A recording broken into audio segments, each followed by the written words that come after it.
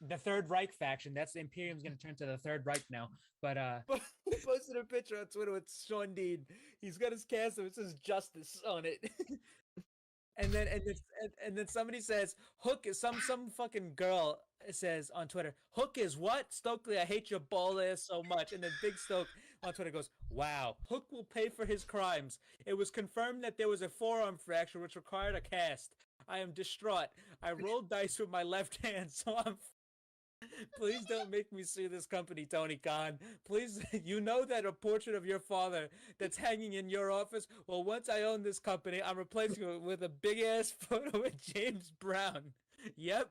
Every time you see the Godfather of Soul sweating in drug-fueled rage at the Apollo, you're gonna think of me. Sounds pretty miserable, bro. Do the right thing. Punish this little bastard Hook and write me a fat check. By the way, here's a photo of me with my best friend Al Sharpton. It means absolutely nothing, by the way. Blushing face. But somebody tweeted, he tweeted, Hook is a piece of shit. And then somebody tweeted this. Some woman, I dated a 5'8" guy who taunt every jack. Oh wait, I dated a 5'8" guy who taunt every jacked. 6'3" bro he met until they pulled their first back to beat him up. Whereupon my ex would go, hey, come on. I'm a little guy. I'm just a little guy. No, it's just also my birthday. I'm a birthday boy. It somehow always worked. And then Stokely just quote tweets it, F you. Tony Brown, but who the fuck's in the background? It's Hook. It's fucking Hook. And then he's getting twerked on by some fucking broad. My t-shirt money is now in the ass crack of some fucking stripper. So thanks, Hook. But I don't. But Jesus Christ, this is the greatest fucking thing I've ever seen. Clip it. Oh, but actually, hey, it worked out in the long run. I actually do hope they make another season actually, because I would love to see the American Dragon on Total Bellas start memeing on John Laurinaitis. You have live footage of John Laurinaitis in his living room calling somebody in his underwear saying, "Hey, bud, you're fired." What did Max Caster say about me? Like I'm embarrassed the fact that I'm hosting a post show for this crap. I'm proud of you, Carl. I love this. We did our Valentine's Day post of Hooked on You, but it was mainly for Jamie Hayter and only Jamie Hayter. It's not right. It's not right. It's fucking trying to build an account and we get this bullshit on the account. Great. But so follow a simp account. Okay. Okay, but here's the thing, because those people, this is networking. We actually follow. You got it was a business decision. It's a business. You have to follow these people. This is like following. If you want a stan account, you got to follow the other stans. And when you get big, you get rid of them. You get rid of them after that. It's over with. I open up our Instagram and the first thing I see is Pro Wrestling Simp, and I'm like, what is this? I don't look at that. I don't look at that stuff. Decision. It's a business decision because that guy promotes us, and then when we don't need him anymore, we toss him aside. That's what happens. Yeah, well, we got go fucking slap it on a t-shirt and continue to use the move forehead. Unpretty. This guy just say fucking forehead. Switch. What? This guy say forehead. Yes, I did. You think I fucking wouldn't catch that? You think nobody on this program would catch that? But I did. For weird. You almost didn't. For weird. Let's be honest. You almost didn't. Weird champ. This is what we resort to here. All right. Next up. Unbelievable. Five head. Next up, we have. Why people happy? Pagu.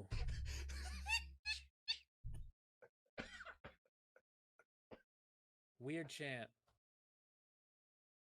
Weird. Forehead. Oh god. Franker faces. Oh. Wowie. Why people sad? What else? Look at how red my face. What else we got? Let me go on Twitch right quick.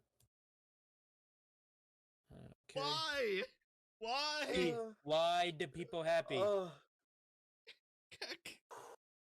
KW, LOLW, XQCL. right. The Acclaim promo now. We were backstage. Okay. They're just like, yo, it's not gonna be a triple. It's not gonna be a No, normal. dude, we're gonna do a fatal four-way poggers, bro. Thanks for the fucking God. bits. Fuck damn it! Jump off a roof. Well, they just lost Gunther, so I don't know how that is gonna survive. But what's it called? Nice. But the Third Reich faction. That's Imperium's gonna turn to the Third Reich now. But But he posted a picture on Twitter with Sean Dean. He's got his castle. It says "Justice" on it. And then somebody says Hook is some fucking girl says on Twitter, Hook is what? Stokely, I hate your ball ass so much. And then Big Stoke on Twitter goes, wow, Hook will pay for his crimes. It was confirmed that there was a forearm fracture which required a cast. I am distraught. I rolled dice with my left hand, so I'm please don't make me sue this company, Tony Khan. Please, you know that a portrait of your father that's hanging in your office? Well, once I own this company, I'm replacing it with a big-ass photo of James Brown. Yep. Every time you see the Godfather of Soul sweating in a drug-fueled rage at the Apollo, you're gonna think of me. Sounds pretty miserable, bro. Do the right thing. Punish this little bastard Hook and write me a fat...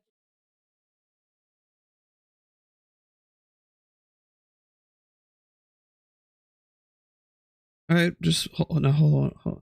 It's Sunday, guys. You know what that means. It is time for your weekly dose of the Pro Wrestling Injection right here on the Sports Hit List by the fans for the fans. So, I made a promise that if I was to lose, I will be showing off. I will be reducing to a stash. And, well, fucking kill me. Oh, I love it. I hate it. Gordon. I fucking love it. I hate it so much. Also, I do have my dad attire on. I got the high socks and the slides. Fucking cardigan. I want to die. This is great. I hate all of this. This is great. Kill me. Predictions. See, this is what happens. This is what happens when you get shit predictions. This is what happens when you pick Christian Cage to go over. Fuck you. Also, I'm looking back at that. I looked very closely at Luchasaurus's thumb. I think he actually lost a bit of skin. It looked very weird. Capsule? Did you not see the way that he had skin peeling off his thumb? I didn't want to look too closely because. What was that, Christian? I thought that was the capsule that stuck to him. No, I was not looking too closely because I didn't want to do one of those realize it wasn't a blood capsule and be like, Because I saw a picture of his thumb. There is skin coming off his thumb. Okay, stop. Be on note, it takes about 8 pounds of pressure to rip a thumb clean off. Or a finger clean off. Yeah, us as humans can do it. In my head we'll see. We can actually bite our own finger off. Clipped. Ryan, how dare you clip that? How dare you clip me in my dad attire with my mustache? I'm looking at. I have to do this. Look over at myself. I look like scuffed Ron Swanson. No, you look like Commissioner Gordon. If he had too many donuts. Probably. Look at that. Double chin. Yeah, for once I actually have a chin and a fucked up jawline. So, your chin does exist. Surprisingly. We had a great show tonight. Oh, I can't say great. We had an okay show at best. We had not the worst AEW pay-per-view, but not the best. Far from it. It was nothing like Revolution. Yeah. Revolution was unbelievable. But yeah. Oh, we all knew. I think we all subconsciously knew that it wasn't gonna live up or be as good as Revolution. Well, Revolution, yeah, they had a hard fucking task for that. And we also knew, and we also saw a lot of the outcomes. So yeah, it wasn't the most it was a lot of predictable stuff. Also, the fuck was going on? I mean, this was a horrible crowd. terrible. And it was a healthy Oh, crowd too. miserable. It wasn't a sellout, but it was a well, healthy enough it wasn't crowd. a sellout because the only seats available were the hard cam seats. No, yeah, I'm just saying regularly though, like even though if it's not a sellout, it's usually a healthy enough crowd where they get some at least noise. These people were not like chanting, we're not doing anything. I think it was strange. It was strange because I mean, past Double or Nothings were fine. Like last year was fine. I mean, I don't really remember a Double or Nothing or a Vegas show being like having a problem with the crowd. Now, I specifically remember last year, the first half of the show was, not gonna lie, like kind of bad. And then as soon as, was it Darby and Kyle O'Reilly? As soon as they went on, that was like the turning point of the whole show. That was not the case tonight. I think what happened was they did a lot of like quippy shit. I don't think the match order was good. I don't think I didn't think the match order was.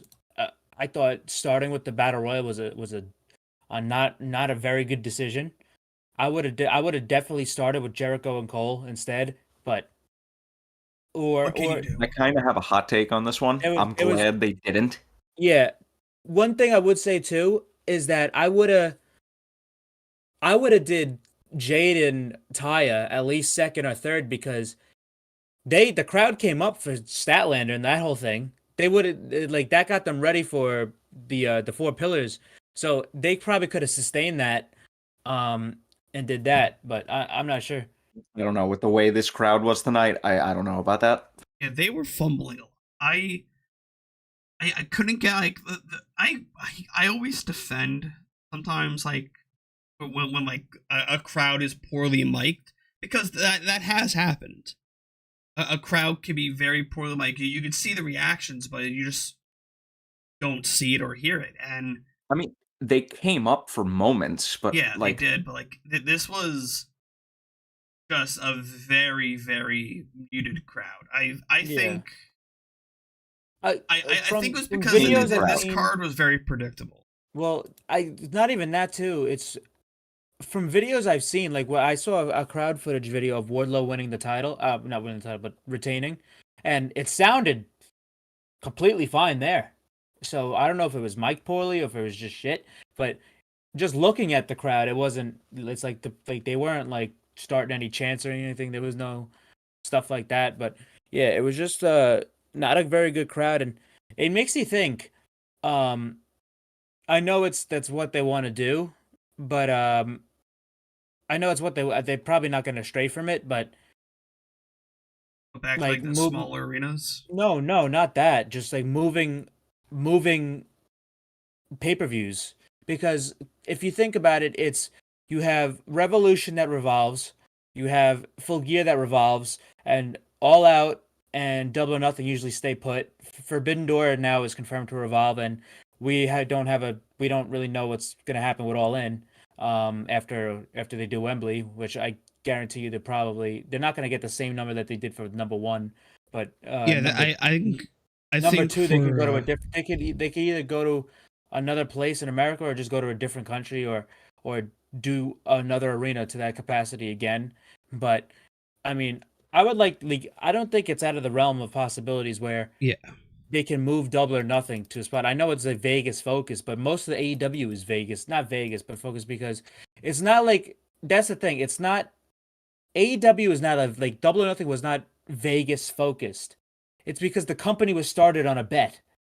That's why there's so much casino and betting stuff in ties. They have the casino battle royals in fucking Boise, Idaho. I mean, there's no casino type of atmosphere in fucking Idaho and Kentucky. It just the company was started on a bet, so it just makes sense for them.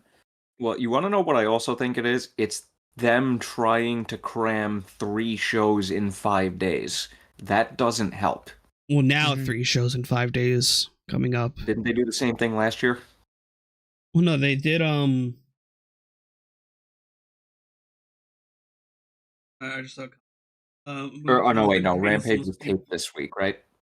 What was that? Was Rampage taped this week? Yes, it was. Yeah. Someone commented. Even then, though, it's 2 shows in 4 days. It should just be Vegas for the pay-per-view. Someone, That's it. Someone just commented, move it to the greatest, the most beautiful state in the world, Daly's Place, sunny I think they've seen Florida. enough of those. Well, Yeah, Florida we're is good. definitely sunny and hot. I mean, they did It Florida ain't- for it Revolution ain't last the most year. beautiful state in the world. That is, it's not even New York. New York's not even beautiful. New York's the most magical York's a place. shithole. Oh, Long Island is the most magical place. Yeah. Yes, but According to MJF, I'm good staying here in Queens. but just it's this show did have its moments, but so just to real quick, there is one bit of news I want to cover about the Jade match. Jade is taking time off, so that's why they pushed it right now. Oh, okay. Also, I think they partially pushed it so they don't delay it and then Statlander gets injured again. Yeah. So What the so I guess working down the card here. yeah, so the first off, we had the buy-in was fun. The buy-in, I thought it was fine. It wasn't that great. It was Hook, Jeff and Matt Hardy, versus Ethan Page and the Guns. This was fine. Nothing really too offensive here. Nothing really too stand out.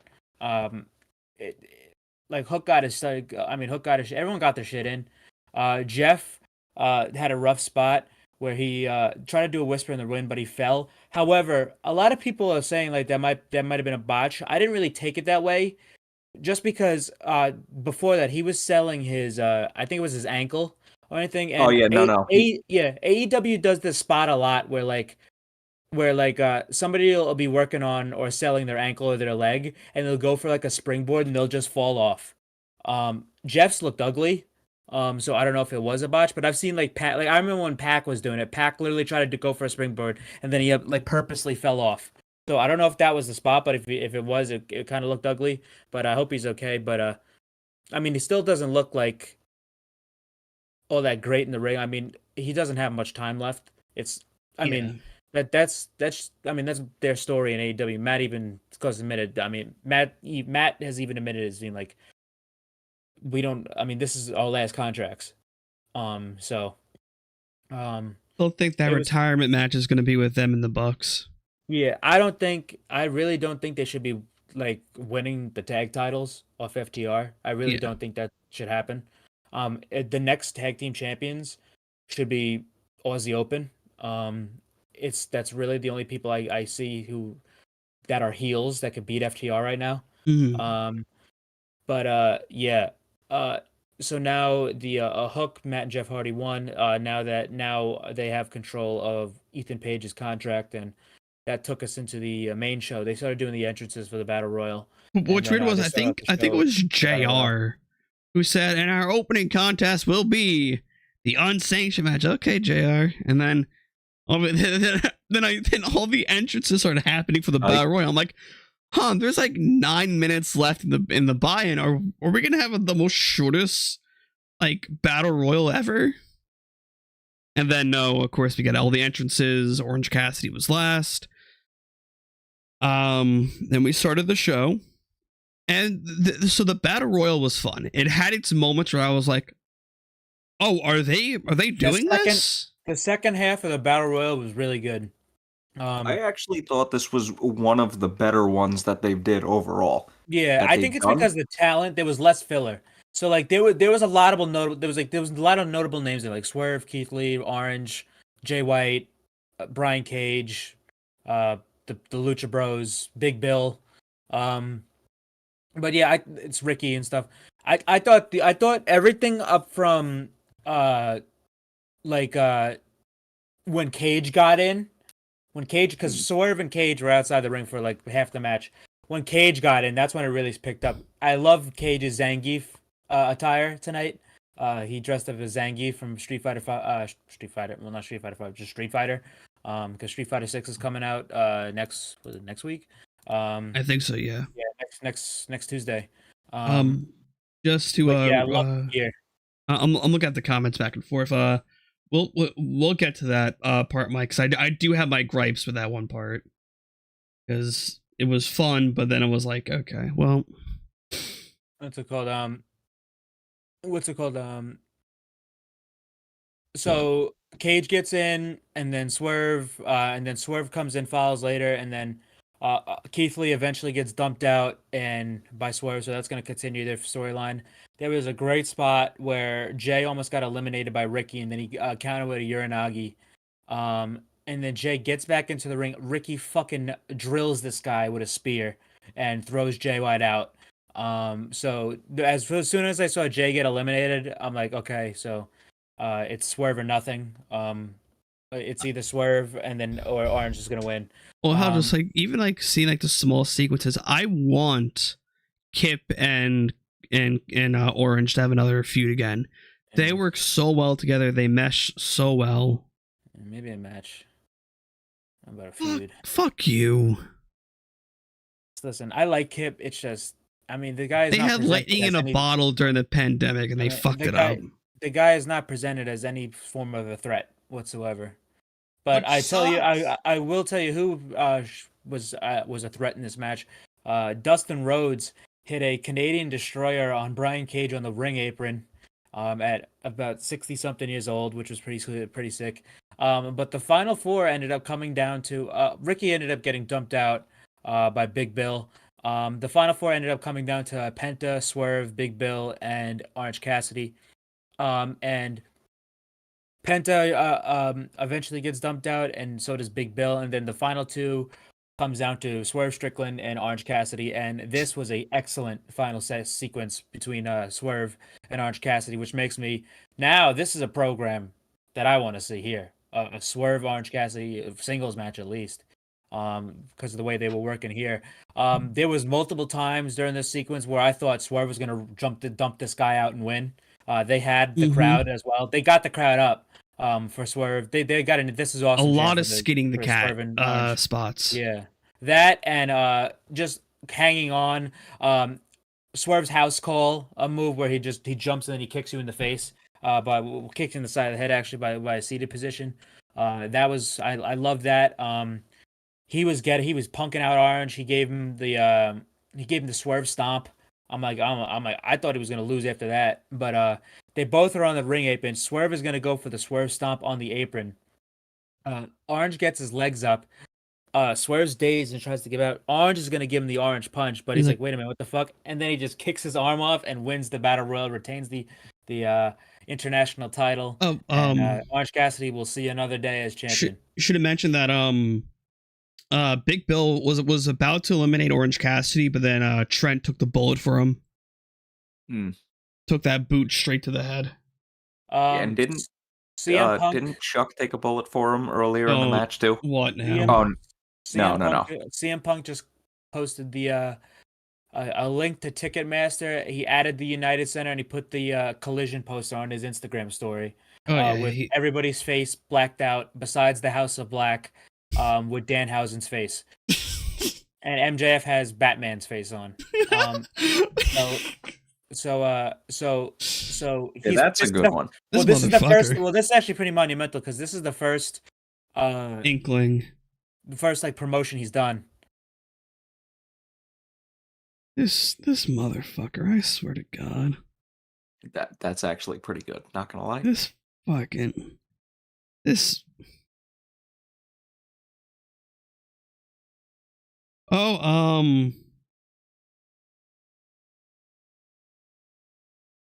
Okay, never mind. That's an old post. Okay, so what's it called? Anyway, we had so Orange Cassidy will see another day as champion. We don't know who he's going to be wrestling soon. But I mean, good stuff here. I really enjoyed the final few minutes of this battle royal. You should mention that is zombie Batman. Yeah. And everyone is Danhausen. Jesus fucking Christ. Except for the House of Black. Can you send a picture? Because I don't check Snap story. I don't check stories. Kenosuke just tweeted out, the Elite was the best. Because he tweeted out after he helped Kenny, the Elite are the best. That's a nice little callback. But anyway, we had after this we had. Wait, can I just point out the ending to the battle royal made me laugh my ass off. That's fair. I just. Anyway, we have I have a very expressional face now with this fucking mustache. next up we had Adam Cole versus Chris Jericho unsanctioned. And so Jericho This- comes out. He had Hager, Garcia, This Menard fucking Parker. match. Sabu comes out next, and then here comes Adam Cole and Roderick Strong. Okay, so Sabu did a table spot. He got it. He got it. And Get it. fuck, it looked so painful. Yeah. Because he just went, ah. He barely got up there too. Yeah, he barely got up there. This match shouldn't. There was no point in making this unsanctioned. You could have just made this a no holds barred match and called it a fucking day. Yeah, in Yeah. hindsight, I'm so glad this didn't open because I was actually like very disappointed with this match. Also, I noticed this. The kind of like the ring crew guy had the keys for Adam Cole and unlocked him. Meanwhile, you got Doc Samson and the other Joe Schmo with the bolt cutters cutting off the other side of the handcuffs. You could have just gave them the keys. So, so actually getting into the match, we had Jericho and Adam Cole. Everybody gets ran down and ran out, so Adam Cole and Jericho could wrestle near the beginning of the match. One of the highlights of the match ended up with Jericho about to hit Adam Cole with a kendo stick, but Britt Baker runs down to the ring and starts wailing him with a fucking kendo stick. Beat the fucking shit he out of had him. visible marks on him. And then Saraya came out. But Britt just turned around and started beating her with it. She chased Saraya off. And that was the end of Saraya and Britt Baker for this match. And then after this, another notable moment in the match, Adam Cole gets a chain that has handcuffs on him. No, and he handcuffs- Jericho got them. Oh yeah. He handcuffs Jericho and Adam. Well, Adam, he handcuffs himself to Jericho. And they had basically it was kind of like a mini strap match for a little bit. Adam Cole did a Panama Sunrise with the chain on. They also gassed out the announce team with the. He wailed Jericho fire with the extinguisher. chain. He hit Jericho with the boom. There was also the fire extinguisher spots. He hit Jericho with the boom with his leg wrapped in chain. And then he didn't go for the cover. He just started beating him in the face until there was a referee stoppage. I wouldn't have done that finish. I would have got him a pinfall victory. I get why they did because they're gonna continue. But I'd rather just have him do a pinfall. It was kind of disappointing. And I really don't think. I mean, obviously the feud warranted unsanctioned, but on a night where you're gonna have fucking anarchy in the arena, I don't think it was necessary. It should just been a no holds barred match. I mean, it would have been the same thing. I just would have did Let's see, boy. a straight up match, and then you do something more drastic where it calls for something like when you hype up unsanctioned. Unsanctioned, everyone's thinking a lights out quality match. So like if you would just advertise it as no holds barred. Well, no holds barred is the same thing. No, but like but when people hear unsanctioned, a lot of their thought process goes to a lights out with the that extreme level of it. Versus when you say a no holds barred, people are expecting a cookie cutter no holds barred match. No, I think of the same thing. I think completely different. Because I mean, I guess it's just what WWE stuff. I mean, it's like because Extreme Rules, no holds barred, unsanctioned is all the same shit. I mean, it's literally the same thing. Like Anarchy in the Arena, I know what the fuck that's about. Like, okay, these guys are gonna go fucking crazy, or like Falls Count Anywhere, or like Lights Out, like Lights Out. Like those are the ones I want. But Extreme Rules, unsanctioned, and no holds barred all kind of like meshed together, for me at least. But I mean, this could have been better. This isn't finished, so I'm not gonna like. I mean, the feud's been good. I've been enjoying the feud itself. This match was not very good. Just because, and it's not because of anything Adam Cole or Jericho did or didn't do. It's just because the guys were working hard. The work was The fine. crowd. It's just like they never got the crowd, and it's not even like it's their fault because nobody got the crowd tonight besides the last two matches. So I guess I mean, and that's another thing for a match like this, you need the crowd to give those reactions because like if you're not like some reactions, if you hit somebody like lightly with a chain, they'll pop for you.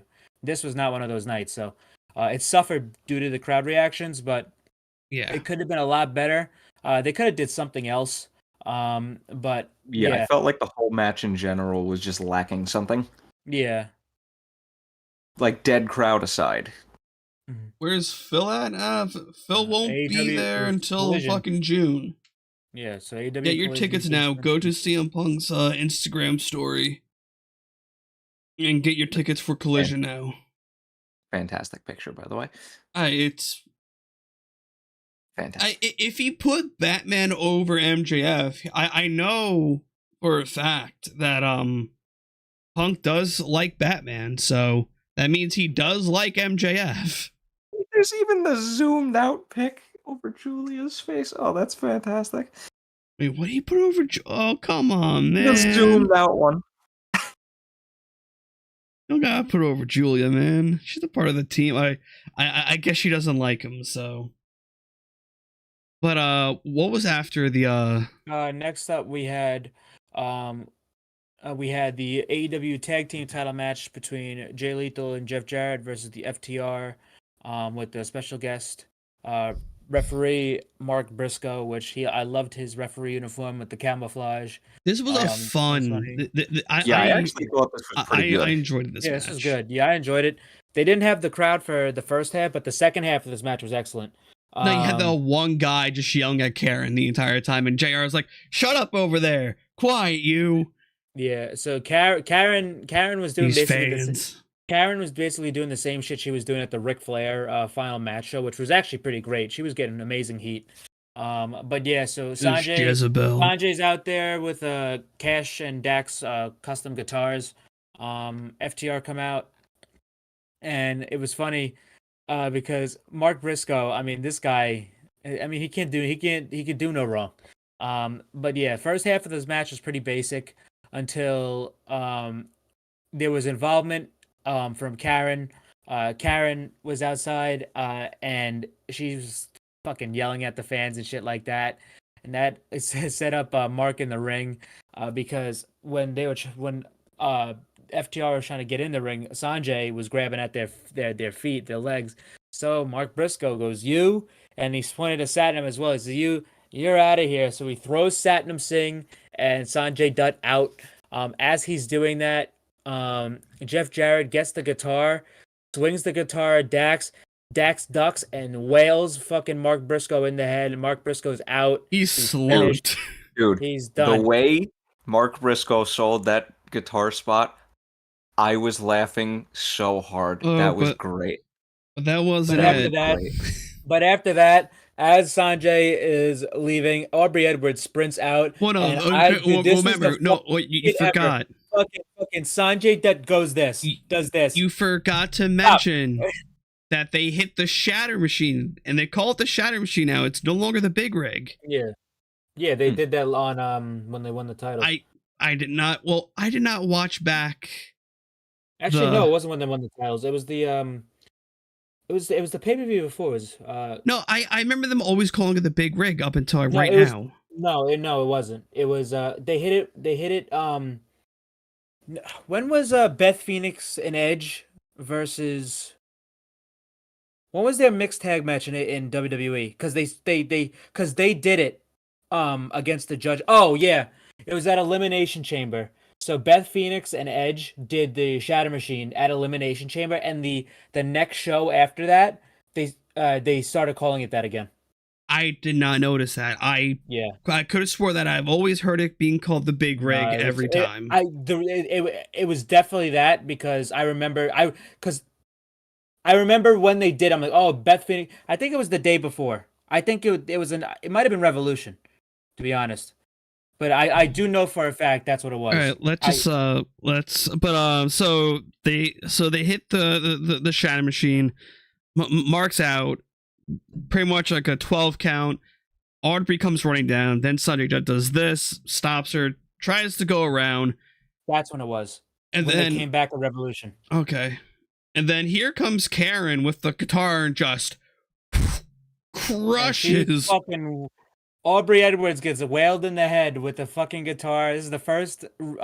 This is the second bump Aubrey Edwards has taken in AEW. My favorite bump is the indie show where she got super kicked by Ray Phoenix. Yeah, that was great. Oh yeah, that's a great. Yeah, clip. so Aubrey Edwards gets fucking beamed in the head with the guitar. I can't wait for. Well, there's really no reference. But the best thing about Sanjay stopping her, he was like, his face was fucking great. So, but as soon as Karen hit Aubrey with the guitar, the crowd immediately stood up. They were standing for the rest of the match. So, I can't wait for Tony Schiavone to reference this on the next AEW Unrestricted. I mean, I wish Tony Schiavone was out there for that match. He would have had an amazing reaction to that. Yeah. But no, you gotta have JR going boom boom, fuck my life. After this, we had. Oh wait, we're just gonna completely ignore the "fuck you, Karen" chants. No, yeah. So they're saying "fuck you, Karen," but after that, we had Jeff Jarrett. He was all fucking like shit. I believe it was the one he took the Shatter Machine and FTR retained their titles. Yep. Immediately after this match, there was a Ricky Starks vignette, and he got jumped. Not vignette. Ricky Starks backstage promo. He got jumped by Juice and Jay White, and immediately FTR came to his rescue. So what that tells me is that they're gonna get a 6-man tag with FTR and Ricky versus Juice, Jay, and they're gonna need somebody else. And well, they got the Bullet Club shirts available now. And what are we on the road to? Forbidden Door. So you should be seeing a lot of New Japan talent. Not ELP. You are not. It's not going to be this week. This week you're probably not going to see any New Japan talent. Next week you probably will because they have Dominion on June 4th, which is Sunday. Next Sunday. Everybody, that's like their SummerSlam. That's all hands on deck. That's a big show for New Japan. Yeah. And so until next week, it was the same thing like this last year, but you're probably not going to see New Japan talent until the week after. When does Wednesday? Okay. But so after the Ricky stuff, did we go to the? You have it, Mike. Don't just leave me to predict The ladder match. The ladder match. Okay. When did the Owen Hart stuff come in? That was the pre-show. Yeah. We didn't talk about the Owen Hart stuff at all. I mean, there's nothing really to talk about because they didn't announce the participants. Well, we had gangster Tony Khan come out. Wheeler Yuta just tweeted, "I pinned Kenny Omega," which we'll get to that. But okay, just a little update here from the media scrum. The first person up is MJF, and he says, "Why the fuck would I want to roll around in Jon Moxley's blood?" When asked about not being the main event.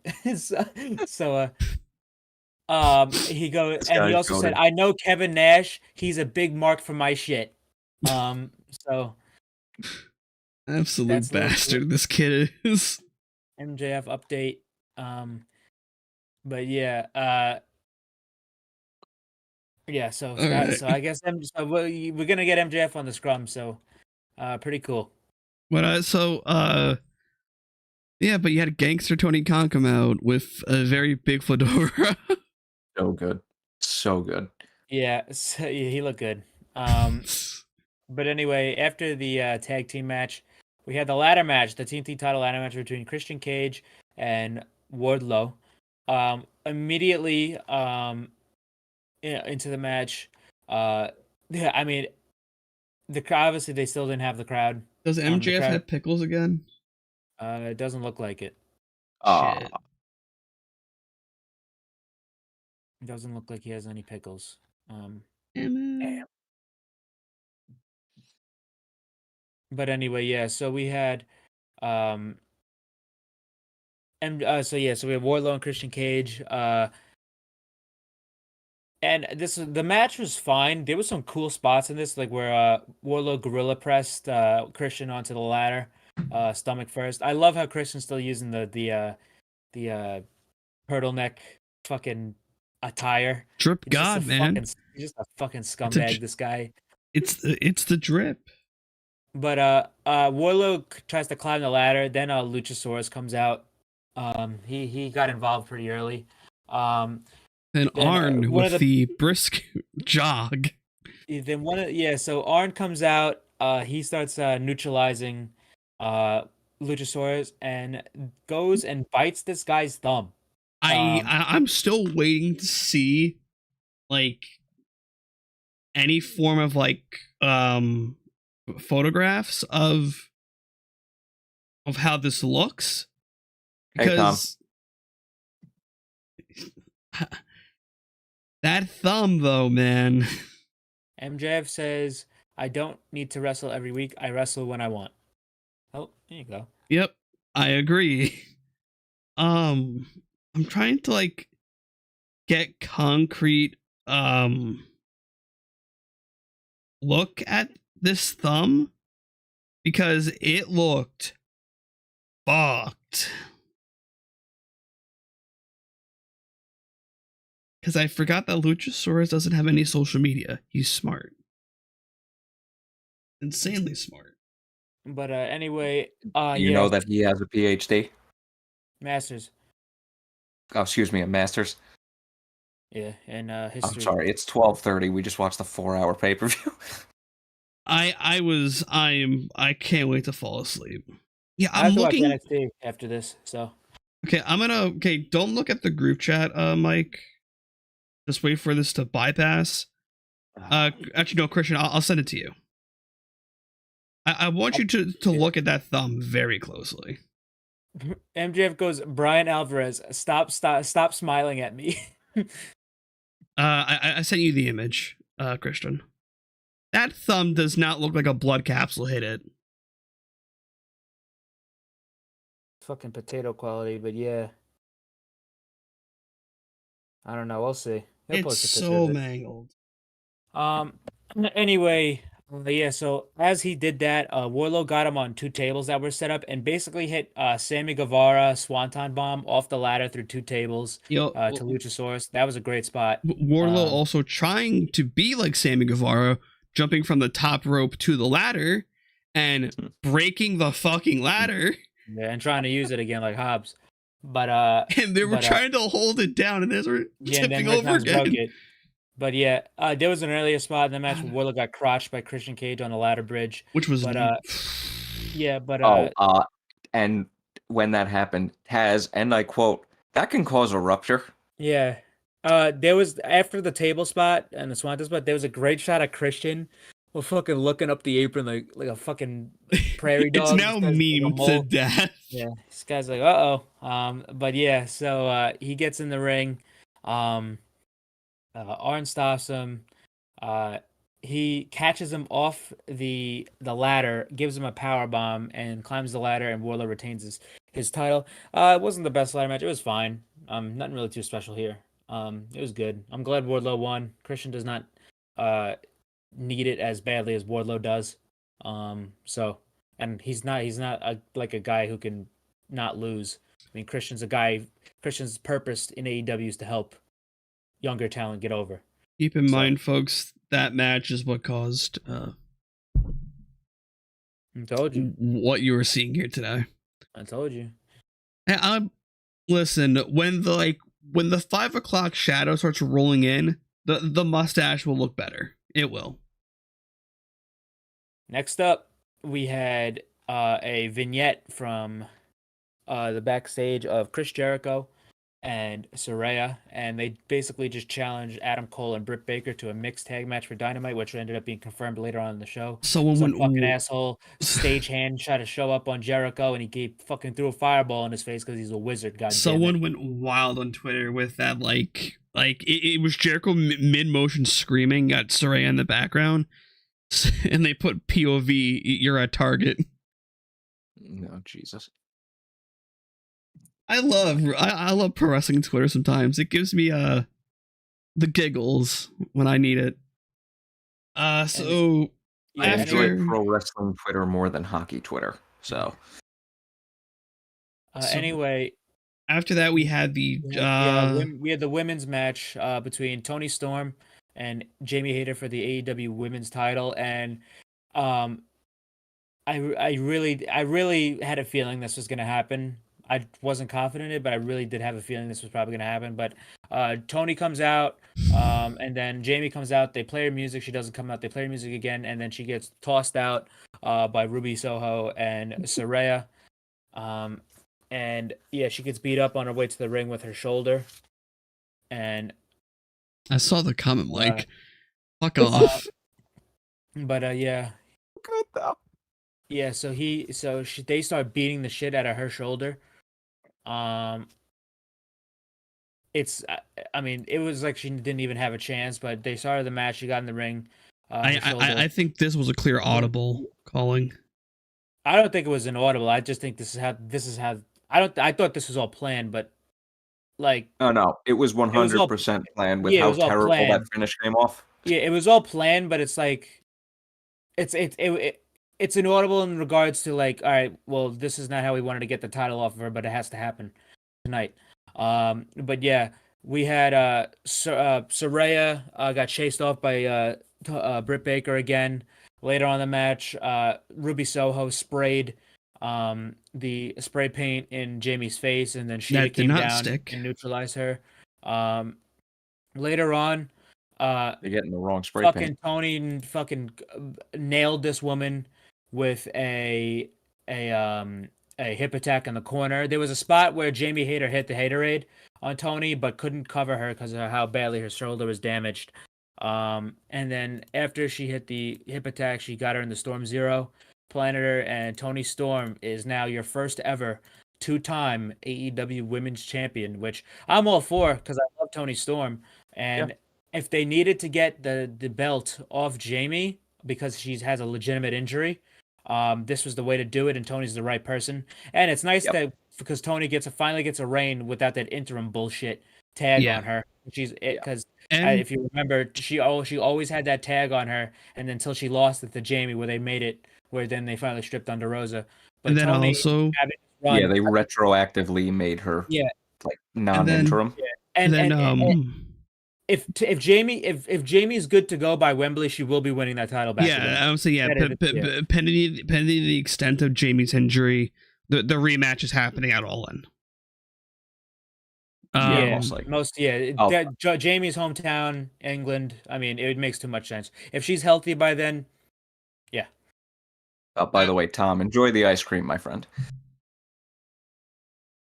Oh, that's who they were popping for. I thought it was the other Mike in chat that was there. No. Okay. No. That's my boy. I didn't know. I have no idea who that Mike is. Well, I see that. I think. Okay, but so following. Oh wait, hold on. So my buddy who I just said hi to, he's asking the question: does he see AEW having another heavyweight championship for Collision? No, I would just have one. No, well, it's been confirmed that all the titles will be revolving. So any champion, on just any AEW champion can appear on both on Dynamite and Collision. Well, it's like so with like it's like how I pitched it earlier. Like for the time being, you can have the international title be that main focus title for the moment for that time period, and then kind of flip around from there. MJF says, "Do I have to wrestle at Forbidden Door?" Yes, you do, man. It would be nice for him to. MJF says, "Does Nick Khan want me to work for his company?" Sure. Does Triple H want me to work for his company? Sure. I mean, that's pretty. Does Billy Corgan want me to work for his company? Sure, but I won't fucking touch him. Anyway, MJF, he's done. Now Chris Statlander is on the media scrum. Okay, so we're having a Create a Pro media scrum tonight. So after Jamie Hayter, we had the House of Black. What? Yep. Oh yeah. God, Max Caster did my boy dirty. Oh, dude, That may have Fucking been my violated all-time him. favorite. Dude, may that have was been great. my all-time favorite violation. Yeah. So Max Caster. So we obviously they didn't tell us who the opponents were for the House of Black. It but was they came out- obvious. yeah, it was pretty obvious We it was all going to be the acclaimed. But yeah, so the acclaim come out. Max starts rapping. He had a great line about how Malachi Black gets away with doing blackface. And then he said a thing about Brody King about you looking like he's from RuPaul's Drag Race. But the greatest that, which is funny because Brody King actually used to work for that show. Not he didn't work. Well, he didn't work for that show. If you listen to any podcast, Brody King used to be a rigger, like rigging people up, like Yeah. stagehands and stuff like that. He said that was one of the shows he worked on. He did that, Pirates of the Caribbean, the Avengers, and all that stuff like that. So that's pretty cool. But yeah, so he did that, and then Max says, he has this amazing line on Buddy He Matthews. goes, how do you feel about being cucked by a kid named Dominic? So he's I forgot what the full line was.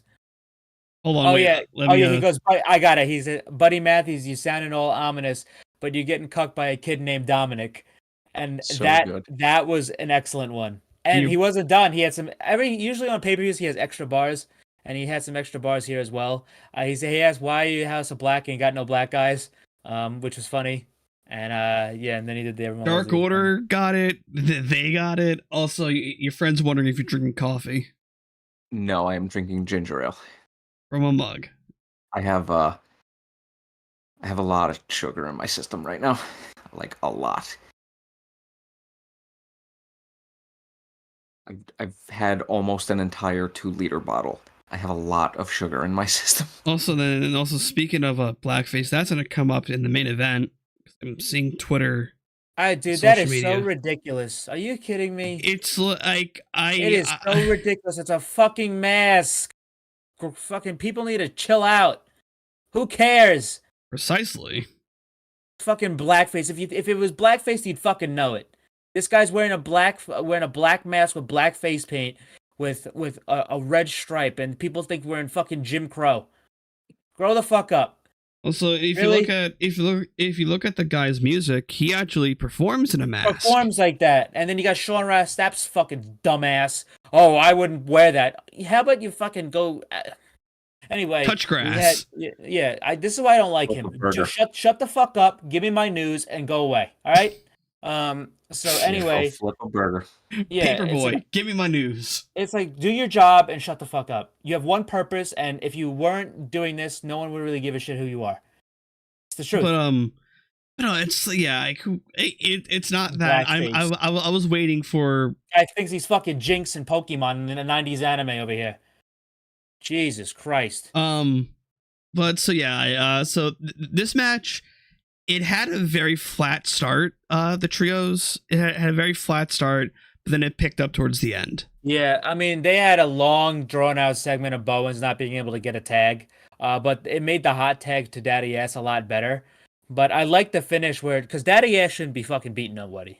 Daddy Ass with audible, fuck you. Yeah, so Eat he goes, shit. fuck you. But yeah, listen, the House of Blackwood, they were working. I mean, obviously, they're always great. But yeah, so Daddy Ass gets in the ring after they worked on Bones' leg forever. Max Bailey was in this match. Buddy beat the shit out of Max on the outside. I think that's why. Yeah. But yeah, so Malachi catches Daddy Ass with a black mask and puts him away and retains the trios titles. We mentioned that earlier, Ryan, that Kenny has one or two friends. Yeah. I know one friend being Coda. I know one. I don't know who this number 2 is. I don't know. I guess maybe Cody's contract's coming up. You know? No, it's not happening. Fucking If Brody, it's anybody, fucking Brandy had the audacity to tweet, was like, cause it was a quote tweet to Cody's crowd reaction at Jeddah, and she was like, and some of y'all still think we should have stayed where we are, and someone quote tweeted her with, yeah, because you guys booked the fucking company. It was every time Cody won. Come on. I mean, He goes, and also because your sorry ass couldn't be on TV anymore. Oh, well, she could have. She was offered to be on WWE, but she turned it down. Yeah, but Well, yeah, you don't need to be. You got a kid. Raise it. but Kota Ibushi is possibly one. Who could the Kota- other person be? The other person, I mean, let me look at this New Japan and roster right now. Trying to think. So we got. I'm trying to look. Bernard the Business Bear. No, he's dead. Looking at the New Japan roster, seeing if anybody Kenny has history with. Not. I wouldn't say Kushida. No, because Kushida. I mean, him and Kenny were like first rivals beforehand. Okada. Tanahashi. Well, Okada's gonna be doing his own thing. Oh, I'm could be putting it Okada. out there. No, it could be Okada. Kenny already tagged with Okada this year, the night after Wrestle Kingdom at New Year's Dash. It was him and Okada versus Cobb and Hanare. Can we also do like Tanahashi? It could be Tanahashi. I will have some things to say about Tanahashi later, but yeah. I mean, it's pretty. I mean, Ibushi is quite obviously number one. I don't know who it could be for number two, unless it's somebody I'm not really thinking of, or it's not even a New Japan guy itself. True. So, but so the House of Black Mat. Ryan, don't put that. I also let you know if you spam CM Punk in the YouTube chat, like the Nightbot is gonna be an asshole. I can't fix that here, so tread lightly on the on the CM Punk chants in chat for here. You have been warned. Hey, dude, I'm putting it out there. He said it again at the media scrum. He fucking does this shit every time he's asked about New Japan. Max goes, I fucking despise New Japan, except for that Great Khan guy. That guy pops me. I like him. Yeah, because Great Khan fucks bitches. No, he's not. He's a fucking perv, bro. Great Khan needs to be. Listen, Great Khan is one of the most interesting human. He needs a reality show. The guy saved a fucking little girl from a pedophile and was offered free pancakes. Or this guy went to town hall because he saved a little girl from a pedophile. All right. Great Khan fucks hard. I love the Great Khan. Love him. We all do. All hail. Anyway, next up we had the TBS title match between. Well, one of the TBS title matches between Jade Cargill and Taya Valkyrie. Taya Valkyrie had some skanks on her entrance. I don't know what that was about. Some Vegas shit. I did not enjoy that. They look like fucking. Speak for yourself, Governor. That's the type of shit you want to keep out of the children's libraries nowadays. Anyway. What the fuck? Anyway, Jade Cargill came out to All the Pretty Girls Walk Like This, and I immediately recognized the song because of fucking South Park and Kyle and Tolkien. Tolkien, you fucking pieces of shit. You're the problem. It's Tolkien, not Token. If you thought it was Token, you're part of the problem. Yeah, with Kyle what does and Tolkien. That mean? I didn't say anything. You're part of the problem if you thought it was Token, not Tolkien. I didn't say anything. You're not getting the joke. You're not gonna. You didn't watch that episode apparently, where his name was. Yes, I did. J.R.R. Tolkien. You're part of the problem. Anyway, their TikTok song. He's not talking about J.R. Tolkien. He's talking about Tolkien from South Park. But then also, if you go back before they did the name change, the subtitles read Token, which is a whole like wormhole in its own right. Also, your friend says he read an article about the CM Punk thing, what actually happened. It seems like it's all directions every but so I have read so many articles on the CM Punk thing. What is actually happening seems like it's all in direct it's in all directions every time I read one. It's flipping back and forth. It is now about 99.9% confirmed that he's going to be at Collision. Hell, a family bumped into him, and he said, "Yo, I'll be at Collision." He put a Ticketmaster link on his Insta. He's going to be at Collision. Oh, yeah. Orange Cassie's on the media scrum now. Let's go. The fuck, man? I just want to hear him say, Tony, So I'm so tired. goddamn tired. I'm so Tony, tired, what the man. fuck, bro? I was like, nah, we need you for Forbidden Door now. Yeah, we need you to fight That's gonna be a very interesting opponent, whoever he gets at Forbidden Door. You think they do a 4-way again? Or a multi-man match again? It depends on who they want it on. If they want to take the title off him and put it on a New Japan guy, and have that New Japan guy go into the G1 with it, I think that's probably the way to go. I think like a great guy for that who's not doing anything in New Japan right now is Ishii. I think Ishii would be a fantastic. I Ooh, mean, he was, Tomo he here. was. Well, actually, that makes sense because he was supposed to be in the 4-way last year, but he got hurt. And he got will replaced by not Mark Connors. fucking sleep until I get Minoru Suzuki versus Orange Oh. fucking Cassidy. Well, he's got to have a contract. He's got to have a contract for that. That could happen. I mean, it's not out of the realm of possibility. I mean, his group. I mean, he's not Suzuki, but he has a group in New Japan called Strong Style now. It's him, El Desperado, Ren Narita, and now to the looks of it today, Speedball Mike Bailey.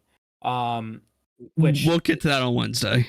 Which they he actually teamed with El Desperado and Ren Narita today.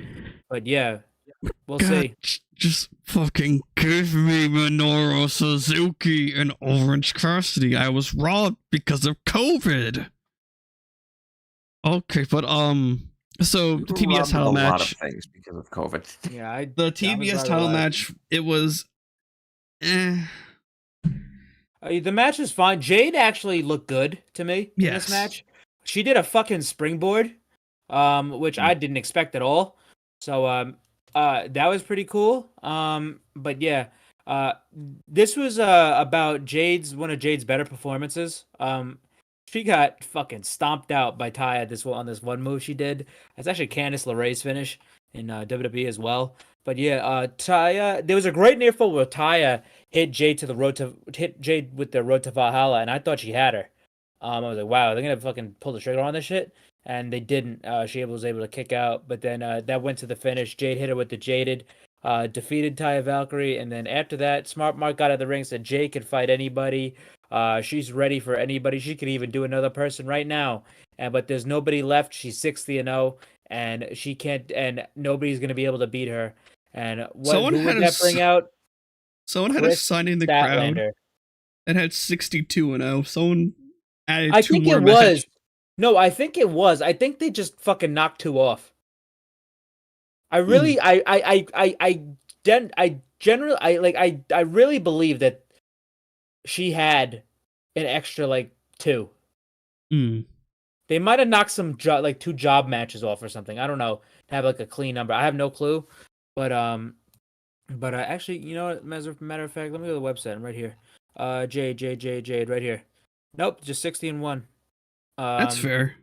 But yeah, that's fine. But yeah, so who comes out? Chris Statlander, which we all said we thought would happen. But what I didn't think would happen tonight is that was the impromptu match. We had an impromptu TBS title match between Chris Statlander and Jade Cargill. Listen, Chris looks great. She's fucking a lot bigger. She looks like Rhea Ripley. She looked the size of Rhea Ripley. She has new gear. She looks great. But they ring the bell. She takes Jade to task. Jade hits her. Tries to go for the Jaded. She gets out of it. Chris Statlander hits her finish. I believe it's called Friday Night Fever. She pins Jade to defeat Jade Cargill, end her 509-day streak, and her 60 as her perfect record of her as a professional wrestler. Jade suffers her first ever loss in a professional wrestling ring, and Chris Statlander is the new TBS champion, which I am all for, and that's why they fucking held off on it that's why we've had Jade for this long, was where they were waiting for Statlander, and it was the right move. I'm glad Statlander is gonna do wonders for that belt. This is the first time we're gonna have a TBS champion that is actually a proven great in-ring worker, not like a development piece, Mhm. I guess. So Um, yeah, very excited for this new era of the TBS title. And to even though this is gonna be mentioned on Wednesday when there's more tweets. Stokely tweeted out the habitable head slapper is the TBS champion. Well, That's fucked up. and then all the replies are the fucking video of him getting his head slapped. Habitual head slapper. The habitual head slapper. God damn it. But yeah. Also, when she was making her way down the ramp, she sign language Mama's home as yeah. well. So yes, so Chris Statlander, new TBS champion, and that got the crowd up. The crowd really reacted to Statlander and her title victory. They were really up for that. So this is the turning point of the night. The crowd was pretty fine for the rest. Like they were decent for the rest of the show. Do we think fan created signs should be allowed to be curated by wrestling promotions? What do you mean, like taken away? Well, I need you to elaborate a bit because I'm trying to figure out what that means. Because a sign was taken away tonight. This is like one of the first few signs. If you make some dumb shit, take it the fuck away. Like, well, yeah. But not like WWE making people change their shirt if they're wearing an AEW shirt. In the someone had a big fucking sign that said "Phil is a cancer." There was two of those. It was Phil is a cancer, and there was one that said F Phil and Larry. So, yeah. But I think fans create signs should be allowed to be. Jesus, I could finally take my fucking mic back off mute. Jesus. Okay. But I think like they are crucial to a wrestling promotion. Like signs are kind of important. They do help either make funny jokes, like there's so many fucking South Park signs out there, and then of course you got me and Christian's favorite stuff is the video game signs. Yeah, I hate it and I like it because sometimes those people say some fucking dumbass shit. I know they do, but like it's amazing dumbass shit. But so like, but this was a very fun way for Statland to get the. Yeah, I'm very happy about that. Yeah, just like when you elaborate, I will. Yes, sir. Another Creator Pro alum. We got as a champion in AEW. Yep. Yes, sir. But anyway, after this, we had our first of our double main events of tonight, which I was actually shocked this wasn't going on last. But we had our first of our double main events with the 4 Pillars match for the AEW World Title: Sammy Guevara, Darby Allin, Jungle Boy, and MJF. Jungle Boy comes out normally to Baltimore. Tarzan Boy. Next up, Sammy Guevara comes out. He has a new theme song by Montezzi, the same guy who made his old one, which is Swerve's cousin and Swerve's podcast partner. It was actually pretty cool. Montezzi's music is actually going to be in the AEW game. Hell yeah! So he said that on the podcast with Adam Cole. He means within reason that a creative poster by fans are taken down by promotions because they don't want it seen. They're also filling with promotion created signs. Oh well, yeah. If you're talking about online, then no, I don't think. Well, no. He's talking like say like someone is given a sign that's like say like Elite over Blackpool Comic, like that. So kind of like with the example of today, someone had a Phil as a cancer sign that got I mean, I don't really taken care. away, but then say another person was given a sign that was like. I mean, if they're giving fans, I don't really care, to be honest, because it's not doing anything. Yeah. Like if it's just a sign, it's not like what NXT was doing. Who they were putting plants in the crowd to boo Braun Breaker, so he could have a mixed reaction, so it could be easier. Also, to turn Carmelo Hayes to turn babyface easier. Like that's also, a little much. And also, what like the tag team before they got. Grizzled Young Veterans? No, the other ones. MSK? Yeah, MSK. Well, that was real. That's right. Yeah, that's right. That was real. That was a clan. There was a clan of fans who some guy had beef with one of them, and they got all their fan friends to boo them. That wasn't the company. Those were just fucking seven seven fucking tismed out individuals fucking standing in fucking the performance center. One of them is I call her I don't want to be hateful, but I call her the fat slob because she deliberately tried to fucking like fuck with them where they would lose their spot, and I was like, you fucking fat piece of shit. I wish you had like Izzy's an mom? AEW. It was Izzy's dad, and that's when the fucking Lindsay Dorado shit happened, where he wanted to fight him. It was a whole fucking big. Hey, I got you tickets to my show, man. But pull up. I also got you the parking pass too, man. Come on, pull up. Izzy's dad did not show up. I'm so lost right now. But anyway, yeah. So Sammy Guevara comes out. He looks like fucking Godspeed or Vegeta. I don't know which one. Probably Vegeta. Yeah, he comes out with Ty Mello. Ty's wearing a big dress, and my mom was sitting with me watching this pay-per-view, and she goes, "Ty looks fat in her face. She has like a roll under her chin." I'm like, I guess this is a woman thing. She's like, she might be. And then when she saw the cue cards before he even fucking turned a cue card, she's like, my mom goes, "I think she's pregnant." And I'm like, okay. But he goes, "All right, hey everybody, we got an announcement to make. It's a big announcement. It says we're having a baby. So Ty Mello is pregnant. Sammy kisses the baby and stuff. So congratulations to Sammy and Ty. He put out a vlog already, or an announcement video or something like that. But yeah, this explains why Ty was cleared to return to the ring after injury. Had like 1 to 2 matches and then was unclear to not unclear, was just off television for like months. Which now that explains it. Now it makes sense. So yeah, so congratulations. Yeah, so now I have legitimate heat with Sammy. Oh well. To answer the more questions I see, do you think fan created signs help the atmosphere of the audience naturally? Yeah, they do. Because I think when I was a kid, my first WWE show I went to, I had a Cena sucks sign, and like, and people were like, "Oh, come on!" I'm like, "Yeah, but I'm a Punk fan." I'm not I'm not like, I look at the signs like once and then I don't give a shit after. Like they don't really bother me, and like I don't really pay them any mind. He mentions that like that the promotion created signs can make it feel forced. That is 100% true. And then this would go hand in hand with the false audience reaction audio. Well, yeah, yes. Like the piped in audience is fucking absurd. Like that should have been left in the pandemic age. Like the one, like if you watch SmackDown this weekend, because they were all in Saudi Arabia, so it was taped. It was fucking unbearable.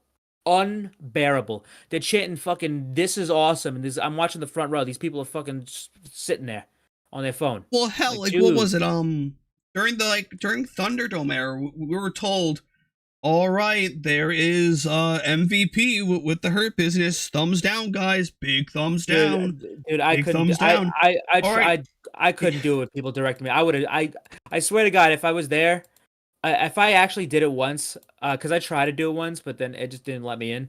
But if I did it once, I swear to God, I would have did some stupid shit or put up like some fucking some graphic footage on my thing because I want to get banned because it's funny. But they also would be like, all right, here comes Drew McIntyre. Big thumbs up, guys. Big thumbs up. Come on. Tony Storm is now on the media scrum. Hey, yo. Okay, so... Orange Cassidy said at the media scrum, somebody asked him if he thinks he's the best wrestler in the world. He goes, no, not even close. Yeah. At least he's honest. So, he's pretty damn good, though. So, yeah, so Sammy makes his way to the ring. Then we get the classic Darby pay-per-view stuff. Once again, another guy taking a fucking straight bullet to the dome about his relationship failing or so MJF falling apart. So there was a vignette of Priest Elvis, which is a big thing in Vegas. There was a guy with MJF's face on. There was 2 people at this guy's wedding. His bride didn't show up. Darby shows up, starts beating the shit out of him. And he tells the Elvis Priest to fucking come on, we gotta go hide the body. So they had this just married car. He was holding on to it while skating. Pretty cool little vignette. Darby came out. He skateboarded off a ramp dressed as Elvis. which was pretty cool. That was a cool Darby's entrance, and then MJF's entrance was sick. He had a violin version or orchestrated version of his theme song, which is funny that this is fucking the orchestrated music of stock music. And he had the reverse Cody entrance. Yeah, and he had he was sitting on a throne that was elevated and was lowered to the ground. He had his devil mask on, and he came to the ring, and there was a bunch of fucking women with like these devil like harpy masks. Like reaching That's my for him and goat. shit. That's Reaching my for him goat. and shit. I fucking love this guy. And he walks to the ring like this fucking complete piece of shit asshole. Tony Schiavone's taking this guy. He's fucking reading him the riot act on fucking commentary. Did MJF have like Flair inspired gear? It looked like MJF? Yeah.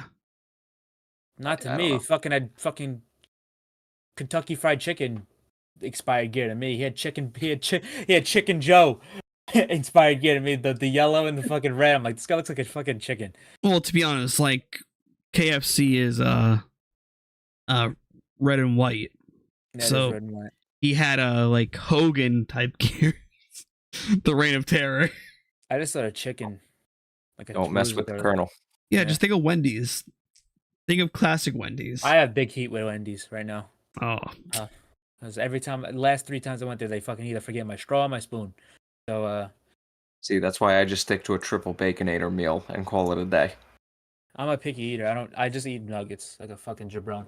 But I get that 50 count nuggets and I go, yo, I'm good for the week.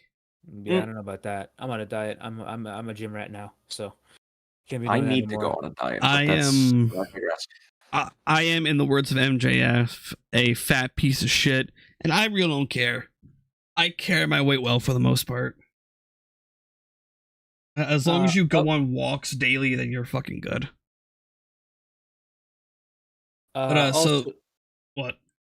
So just an update from the Scrummy Wummy. They had Tony Storm. I don't know. I just lost it. But what the fuck is that? Oh, never mind. I forgot I had a mustache for a second. Tony Storm was asked who from New Japan / Stardom or AEW she would like to face at Forbidden Door. Tony said anyone from the dojo system or just Sky Blue.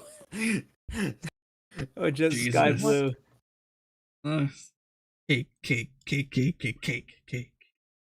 Cake. Also, what's it called? So basically we had our Pillars match, and this was an excellent fucking match. This is one of the best Fatal 4-Way matches I've ever seen.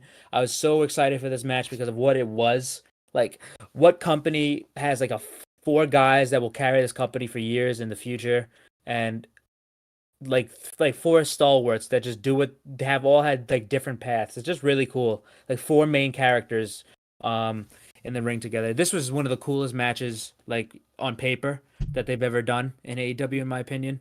But yeah, this match, early on there was everybody against MJF. Then they started going back and forth with everybody. There was a spot where they all had each other in a fucking submission hold. There was a great spot where they all hit their mentors' moves. So Sammy hit a code breaker.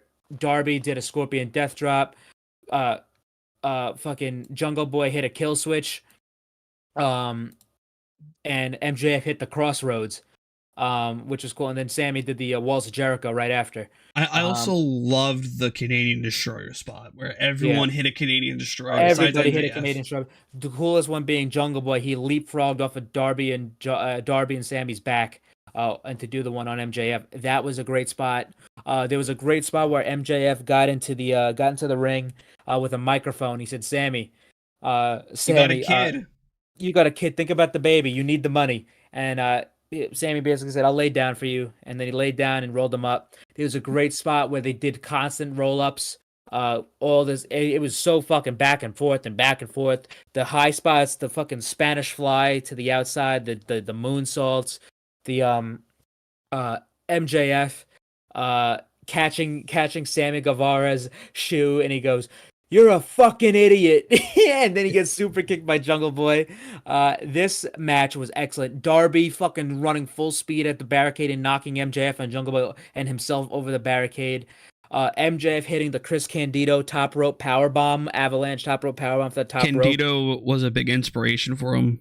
Yeah, which he will be getting a Dark Side of the Ring episode as well. And it was an excellent spot. I really enjoyed this one where MJF brought the title into the ring, and was knocked off by Sammy Guevara, and it left Darby and Jungle Boy in the ring. Jungle Boy had a hold of the title, and the commentary was really stressing what Christian Cage said. He's like, "What are you gonna do? You don't have that killer instinct in you."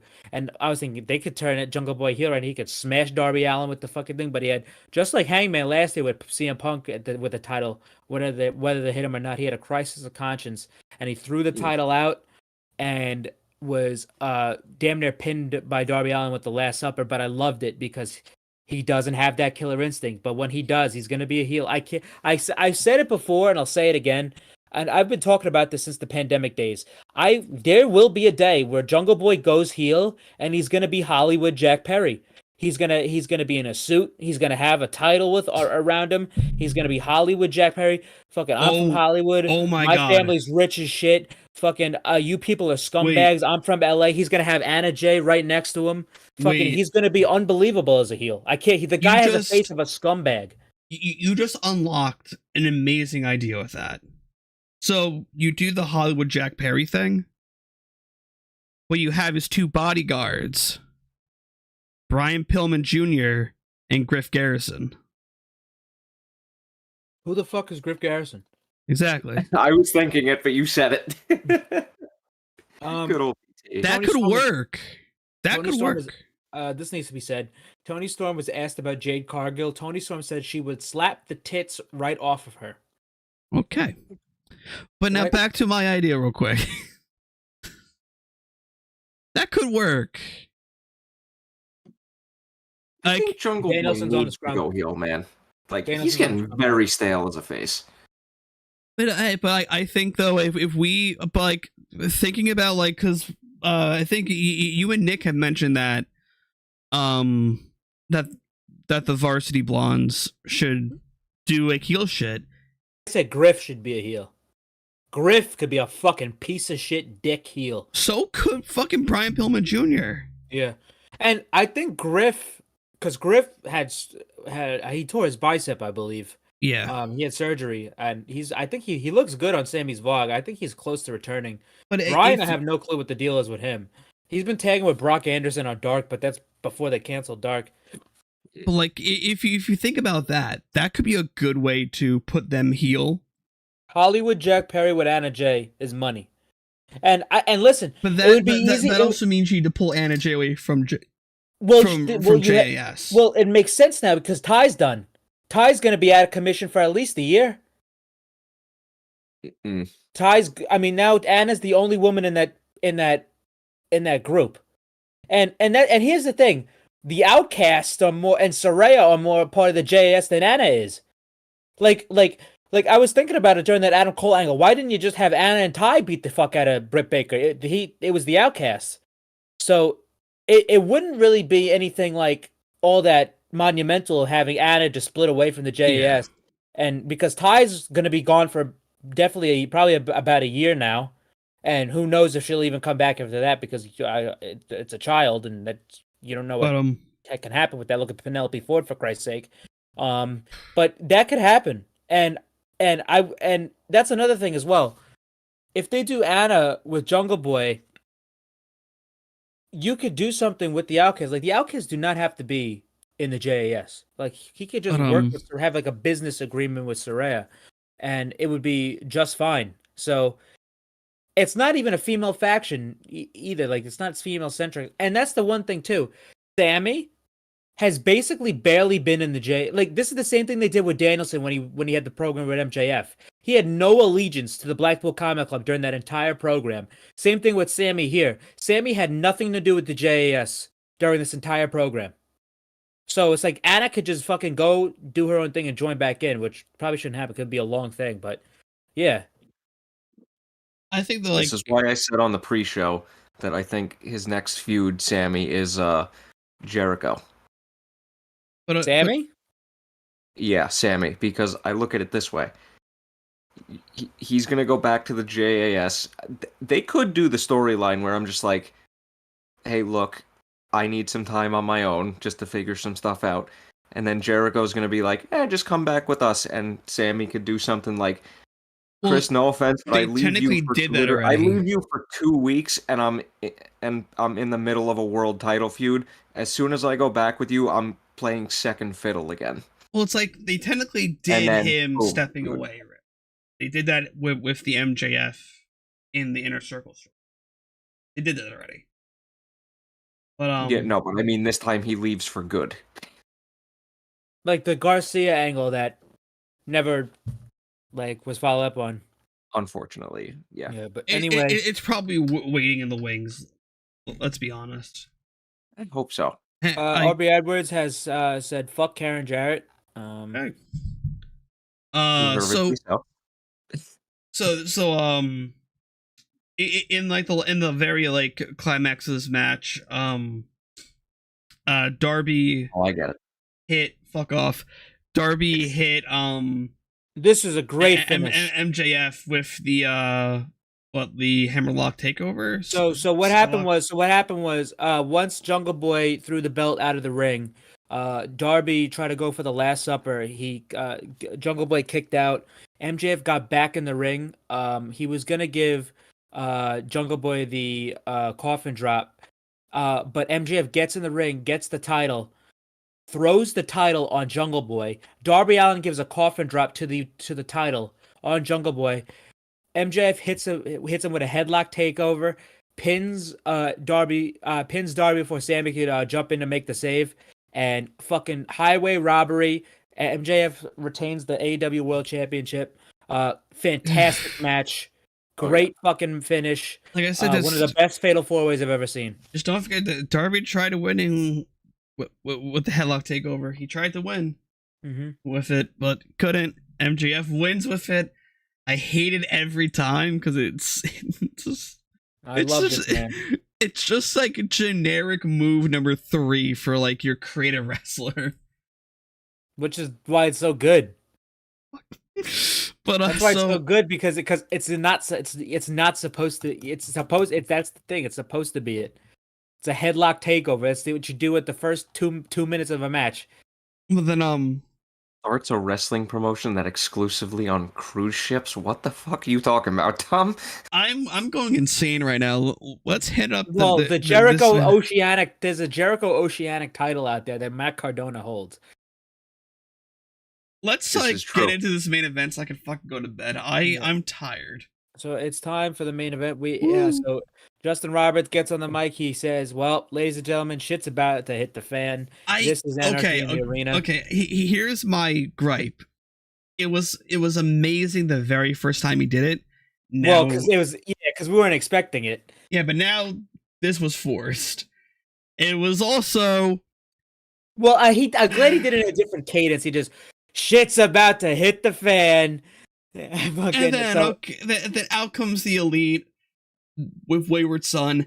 Then fucking a band comes out and they play fucking Wild Thing the entire time. This was so forced. No, it wasn't. It was the same thing they did last time. I would have preferred. I don't like it with a band. I thought it was actually cooler with the band because you have it was actually I liked it. I thought it was cooler with the band because it's like a fucking bar fight in a movie. It's like 10-18 where you are. They're all brawling in like a movie. Oh, it's like a bar fight and all the bands playing and shit during the fight in the bar in like a movie or something. That's what it felt like to me. It's like this is like a fucking movie, and the band's playing. You got the Violent Idols, they're called. So yeah, this was pretty cool to me. They were playing Wild Thing. So as the BCC's coming down, the Elite come and meet them in the crowd. There was a great spot where Hangman fucking crotched Danielson, and he fucking just slid him all the way down, and then Nick Jackson threw a garbage can in his face. But this was all over the place with the camera cuts.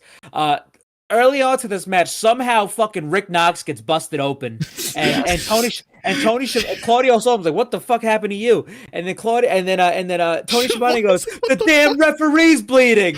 And then also a lot of references to Danielson and Justin Roberts. Yeah, with the coat. But yeah, early in the match, Hangman takes off the eye patch, just how Moxley did during the Jericho feud. You're gonna Early need in AEW, he's this. like, "Hey, buddy, my eye was fine the entire time," and Danielson was shocked. There was a great spot where they were all in four corners and the Elite were beating on them and stuff. Then later on into the match, everybody kind of split off and did their own thing. There was a point where the Young Bucks got up to the band, and the music had been going on for at least 7-8 minutes now. The Young Bucks go up and they super kick the lead singer of the band, and that's what stopped the music. When we cut back to the ring, Kenny is beating the shit out of Moxley with the thing from the announce table, and Mox is fucking bleeding all over the place. It was no. See, but the best part was they sprawled over the announce table. Then all you hear is just constantly fucking Tony Schiavone. Jesus. And they're like, so Moxley's caught up in the wires. But then, the best part when they took out the lead singer, because then the rest of because then you had Yuta and Claudio came up. The drummer peeks around the corner. It's like, should I do something? Dude, no, the best part was the guitarist with all the tattoos. When the lead singer got kicked, he was fucking laughing. So that was pretty funny. But later on during Moxley, Kenny, Kenny threw Moxley into a poker chip on the side, which had pieces of broken glass and barbed wire on it, and Moxley suplexed Kenny onto it.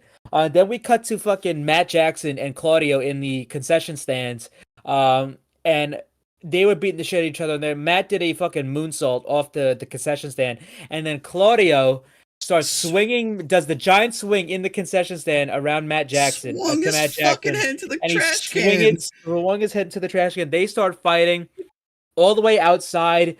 Claudio gives Matt a fucking a pile driver into the back of a pickup truck. And Claudio gets on the truck and goes, "I am the king of Las Vegas." So that was pretty funny. So this is something I think should be they should do, and Tony Khan, I know you're probably listening. You're watching the VOD. When you have this type of match, do 4 corners of a camera on the screen. But that way. You're not flipping back and forth. From what I would do? I do like, you know how Discord does when we watch something? Have like one big one and then one small one that like revolves. Like that. That too. Like that maybe, yeah. But like I think like that or 4 as long separate perspectives. Yeah. Well, maybe like if like 4 of them are in the ring, just like have like a side camera of like the guys that are in the fucking stands or in the concession stand. Because because the jumps were wicked for this one. Yeah, this was great though, but later on, not as bad as the 87 cuts. Was the Claudio swing? Was that the dual picture angle that they showed? Yeah. That's when it was in concession stand. And then they went straight to them and then back to the ring. As they were walking downstairs, might I add, I was like, wait, I want to see what's happening. Go back. Yeah. At this point, Nick Jackson's a fucking bloody mess. Hangman's bleeding. And then so Claudio ends up getting back.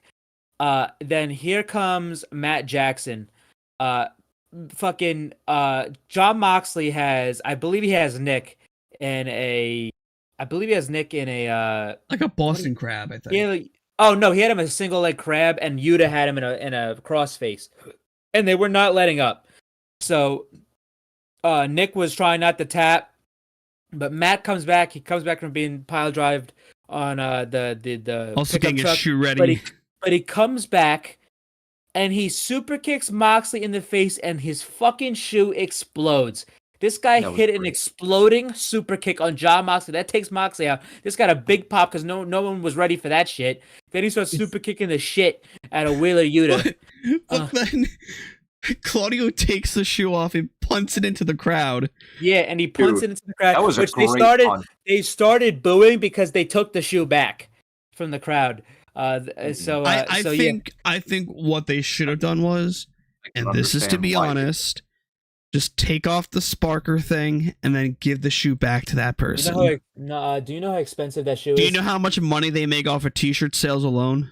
I know, but what they're gonna do is they're probably gonna use that shoe and put it in like a fucking archive, like for the fan fest. They put it in like glass cases, so like this is like Matt's shoe that he kicked this guy, that he kicked this one. Like they have I remember they had the Dior's that fucking Eddie Kingston and Matt and Moxley stole from the Bucks in like those glass cases that are in the fan fest. So they probably want to keep it for those reasons. Didn't they say their Dior's got stolen at a bag check? Well, that was different Dior's. They had like fucking 3 of them. God. But These here dudes. comes the sickest part of the match, and this was only the second sickest thing I've seen this week. But right behind PCO getting his mouth stapled shut on Impact. Oh yeah, that was crazy. But yeah, so this might have been honestly this might have been fucking worse. But Bryan Danielson, they only neutralized Matt Jackson in the ring, and Bryan Danielson starts ripping off Matt Jackson's shoes and socks. So they get off his shoes and socks. Moxley puts tacks all over the ring, and fucking gives an atomic drop to Matt Jackson, barefoot first into the tacks. Heel. His fucking heel is fucking silver. He's got tacks all in his heel. This was the fucking most gruesome shit. I've seen some bad shit in wrestling. This was fucking horrible. I was like, I'm like, I feel bad for Matt. His fucking heel was all bloody. I'm like, get this guy a wheelchair or something. Because Jesus Christ almighty. Because thankfully though, like your heel is the most densest part of your foot, so it doesn't hurt too bad, but it still fucking hurts. It's the most sensitive, too. Yep. Yeah. So this must have fucking sucked for Matt Jackson. But then after that, they put tacks in his mouth, and Claudio gives him a fucking uppercut. But then, so after this, Kenny gets involved. He starts V-triggering Yuta and Claudio and Danielson. Also, I love Kenny's Captain America gear. Captain Canada. Great.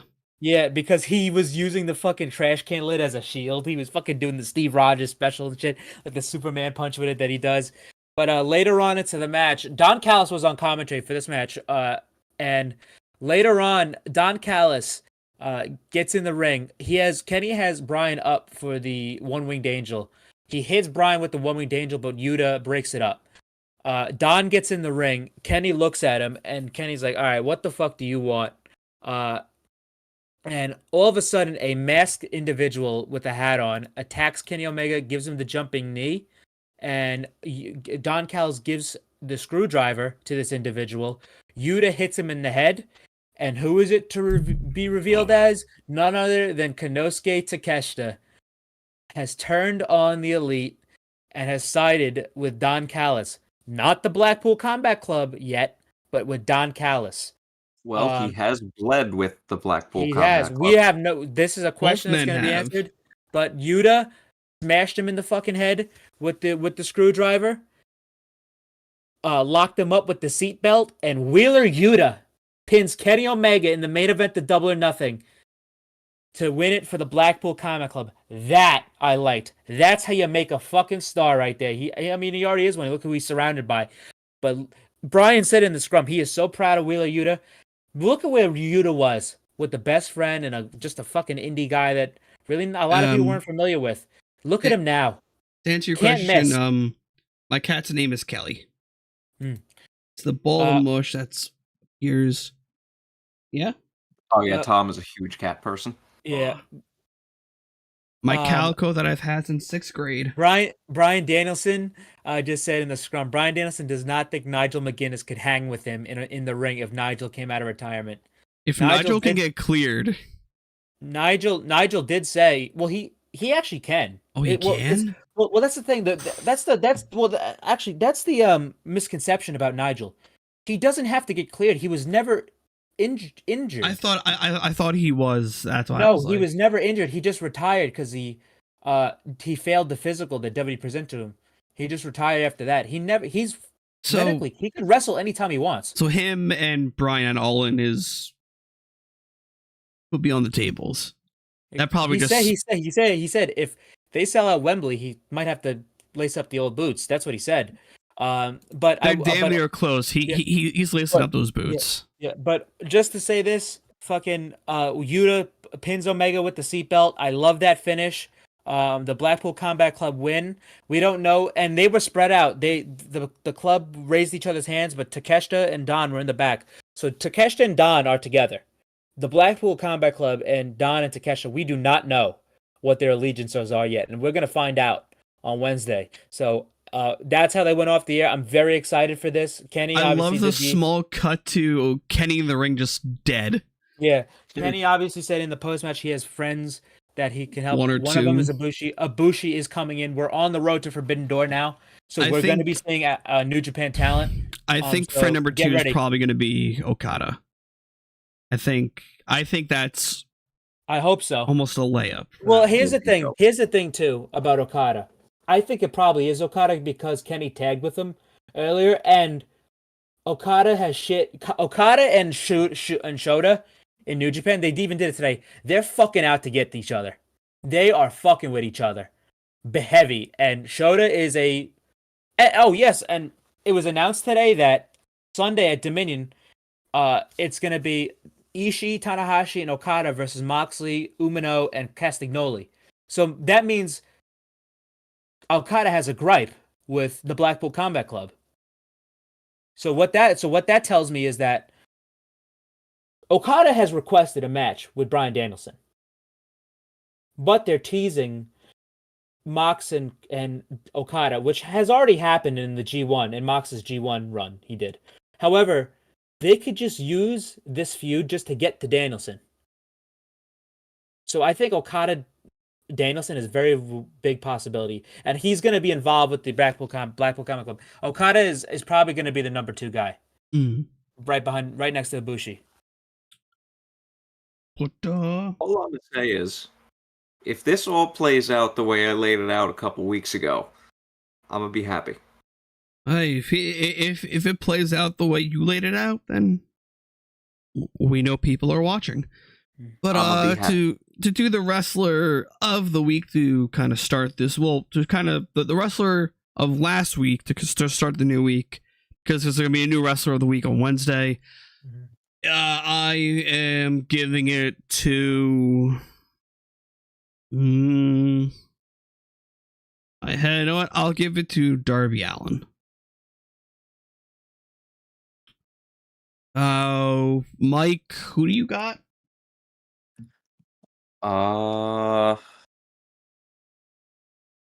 Who did I give it to on Wednesday? I don't want to give it the same person. I don't remember. I don't remember either. I'ma go, I guess. Yeah, I really don't even know. Pick any name that was on the show. Fuck, give it to Rick Knox. He bled for no reason. Oh, you know what? I'm gonna give it to, just because they took a guitar shot today. Let's go with Aubrey Edwards. Hell yeah. All right, so wrestler of the week going to a referee. I'm gonna go. Hey, if you take bumps, because you go through the same training as a wrestler, as Yeah, a I know. ref. I'm gonna go with Chris Statlander, with her great return today. Wow, I really left that one on the table for you, Yeah, didn't you I? did. But yeah, I'm gonna go with Chris Statlander. I just want to give a shout out to Master Wato, won the best of the Super Juniors today. Way to the grandma. Watomania. Fucking go, Master Wato. Wato Mania running wild. The Wato Bros are fucking up, baby. Let's go. But, alright. We thank you all for watching. You can catch us every Wednesday right here on our own Pro Wrestling Injection YouTube and Twitch. Twitch, I might save the Twitch stuff for when we do gaming content. The YouTube space here blew up a bit more than it normally does, but we do all appreciate you. I am going to pass the fuck out, either watching the media scrum or watching a VOD of a Twitch stream from today. Don't know yet. But we do appreciate you all, and yeah, so let me kick it over to our outro screen that I paid $10 for. And yeah, so good